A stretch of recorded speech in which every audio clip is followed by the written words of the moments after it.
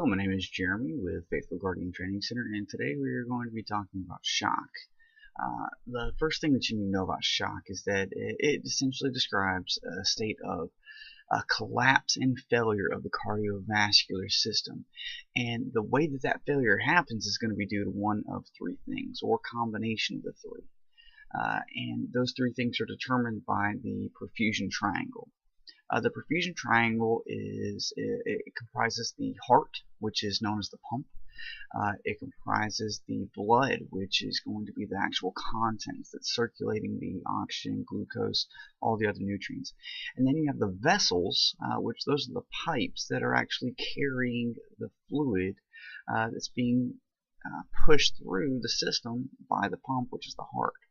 So you have the heart, the blood, and the vessels. And whenever one of those three things goes into a state of a disease process or failure, that is what shock actually is. The goal of the perfusion triangle is to be able to circulate the nutrients in adequate amounts and adequate amounts of pressure throughout the body to ensure that we have perfusion, which is the exchange of the nutrients and offloading of the waste products. And so the way that it does this is by maintaining a cardiac output. Now, a cardiac output that is measured by stroke volume times your heart rate. And that right there, that is something that is impossible for us to be able to read in the field without special equipment. This is something that's exclusively monitored in the hospital or initiated in the hospital in most cases. But just because we can't see it immediately in the field does not mean that it does not exist.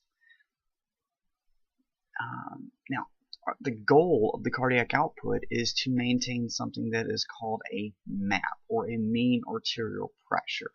Your mean arterial pressure, it is an average of all the amounts of pressure that is inside of your vessels at any one time. And the way that we calculate your MAP, or your mean arterial pressure, is going to be this formula. It's going to be your systolic pressure plus your diastolic again, and then you get that number and you divide it by 3. So, for example, if I had somebody with a blood pressure of 150/75, their systolic pressure is going to be 150. Their diastolic pressure is going to be 75. So what this means is that you take your systolic pressure plus your diastolic, 150 plus 75 is going to equal 125, or 225, plus another 75. That equals 300. You take that 300 and you divide that by 3, and that's going to give you 100 as your MAP. So your mean arterial pressure equals 100.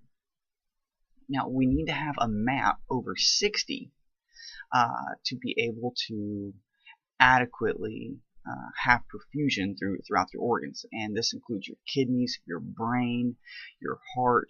Everything has to have a pressure to support the fluid that's going through it to be able to cause the perfusion, to cause all that to happen.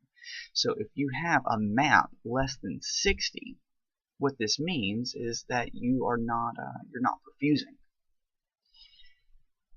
in an adult. Now, so what this means is that we cannot exclusively control a MAP in most patients directly. What we do control is we can control their systolic pressure. And we can do this by a couple different ways.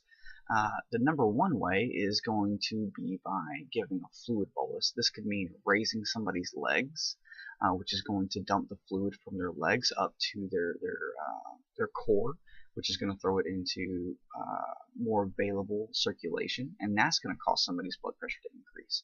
Or we can give a fluid bolus, and that is going to, as an advanced EMT, you can give that fluid bolus, and that's going to increase the fluid inside of the container, which is going to make the pressure go up higher.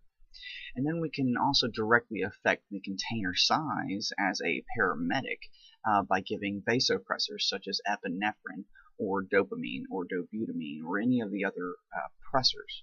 And so what this is going to do is, and the reason it's called a vasopressor is going to be because it compresses the vessels and it causes them to become smaller.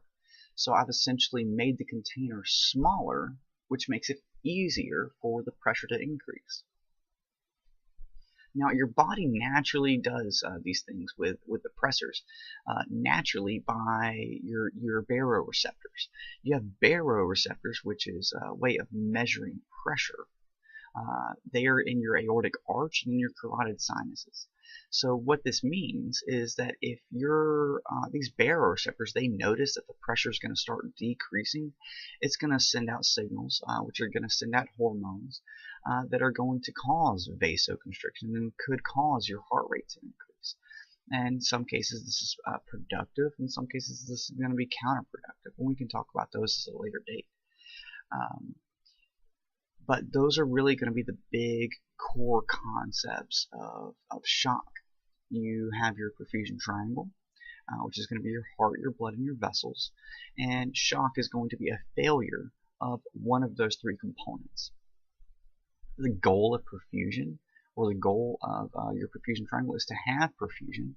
And it's going to do this by maintaining an adequate cardiac output, which is maintained, or which is monitored by your stroke volume times your heart rate. And just because we cannot calculate the stroke volume in the field does not mean that it's not real. We also need to know that we need to maintain our MAP above 60, or we do not have any perfusion. And you calculate your MAP by doing your systolic plus your diastolic plus your diastolic. You take that number, divide it by 3. Okay?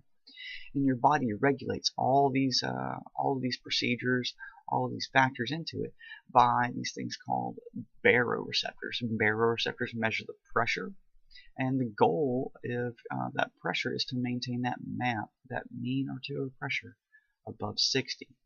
And this is an introductory to shock.